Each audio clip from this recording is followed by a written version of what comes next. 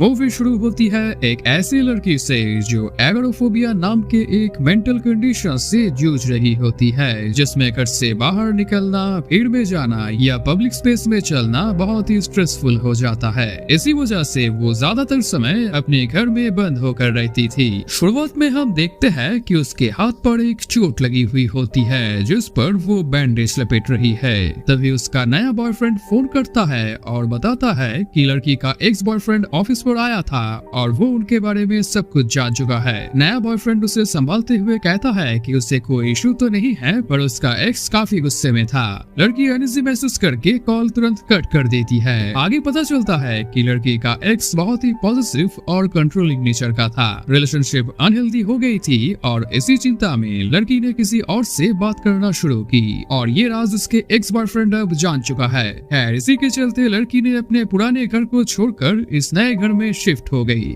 घर में फूड खत्म हो जाता है तो लड़की ऑनलाइन फूड ऑर्डर करती है। इसके बाद वो एक पेंटिंग लगाने के लिए हैमर से वॉल पर वार करती है और वॉल पर एक होल बन जाता है। होल में झांक के उसे लगता है कि उस वॉल के पीछे एक और रूम है। इसके बाद फूड डिलीवरी देने के लिए कोई आता है, पर उसका फियर इतना इंटेंस होता है कि दरवाजा खोलकर पार्सल लेना तक मुश्किल हो जाता है। खैर, किसी तरह डर कर वो डोर थोड़ा सा ओपन करके पार्सल उठा लेती है। फिर वो उससे मैसेज करती है जिससे वो इस घर को खरीदी थी। वो होल के पीछे का उस एक्स्ट्रा रूम के बारे में पूछती है, लेकिन मकान का पहला ओनर कहता है कि ऐसा कुछ भी नहीं है। रात को सोने से पहले कुछ समय तक वो उस होल को ताकती रहती है और धीरे धीरे नींद में खो जाती है। अगली सुबह उसे हल्की खांसी होती है। वो ऑनलाइन अपनी साइकियाट्रिस्ट को कॉल करती है और डॉक्टर उसे बताती है कि इम्प्रूवमेंट बहुत ही कम है और कम से कम मेडिकल स्टोर से उसे खुद जाकर अपनी दवाई लेनी चाहिए। इसके बाद लड़की अपनी पूरी करेज जोड़कर तैयार होती है, लेकिन डोर खोलने से ठीक पहले उसका डर फिर से उसे रोक लेता है। फिर वापस पलटकर वो मेडिसिन भी ऑनलाइन ऑर्डर कर देती है।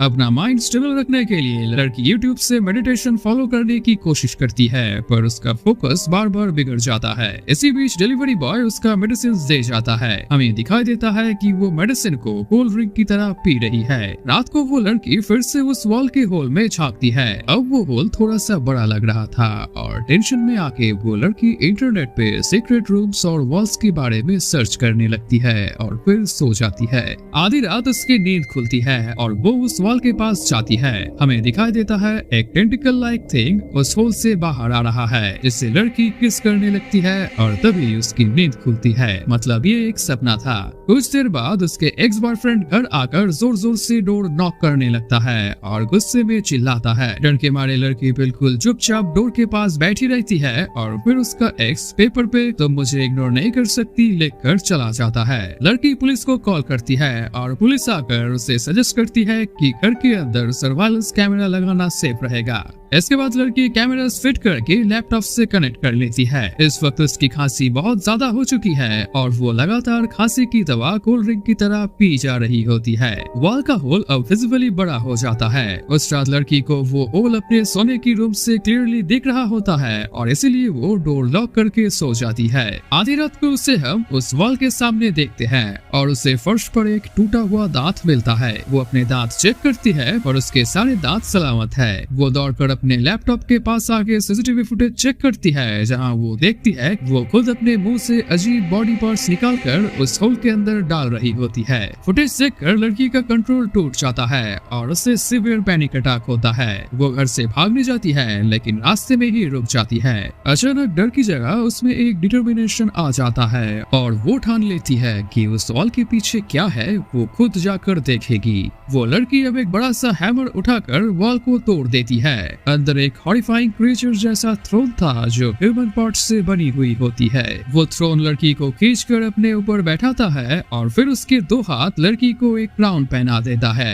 इसके बाद उस थ्रोन से बहुत सारे हाथ निकलकर लड़की को अब्यूज करने लगते हैं। कुछ देर तक ऐसा चलने के बाद वो लड़की किसी तरह थ्रोन से उठती है और हैमर से उस पे वार करती है और हमें दिखाई देता है कि उसने असल में अपने कार पे वार करी है और वो होल वाले वॉल को तोड़ के वो उस रूम पे नहीं बल्कि घर से बाहर चली आई है। असल में इस शॉर्ट फिल्म का रियल हॉरर कोई क्रिएचर या फिर होल नहीं है, बल्कि लड़की के अंदर जमा हुआ पेन, गिल्ट और ट्रॉमा है। वॉल का होल एक्चुअली उस टेंशन का सिंबल है जो लड़की ने अपने टॉक्सिक पास्ट से कैरी किया था। जितना वो अपने पास्ट को इग्नोर करती थी उतना ही वो होल बड़ा लगने लगता था, और जो टेंटिकल लाइक थिंग उसे दिखाई देता है वो कोई सुपरनेचुरल चीज नहीं, बल्कि वो उसका फियर और गिल्ट का फिजिकल इमेज है। सीसीटीवी फुटेज में अपने ही मुंह से अलग अलग बॉडी पार्ट्स निकालना दिखाता है कि एब्यूसिव रिलेशन में एक इंसान अंदर ही अंदर टूटने लगता है। क्लाइमैक्स में जिसे वो क्रिएचर समझकर मारने जा रही थी वो असल में हेलुसिनेशन था, और वो असल में अपना प्रेशर रिलीज कर रही होती है।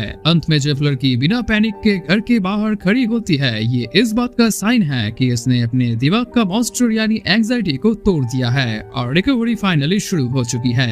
खैर, पहली बार वो घर के बाहर आराम से खड़ी होती है बिना किसी पैनिक अटैक के, और इसी के साथ ये शॉर्ट फिल्म खत्म हो जाती है।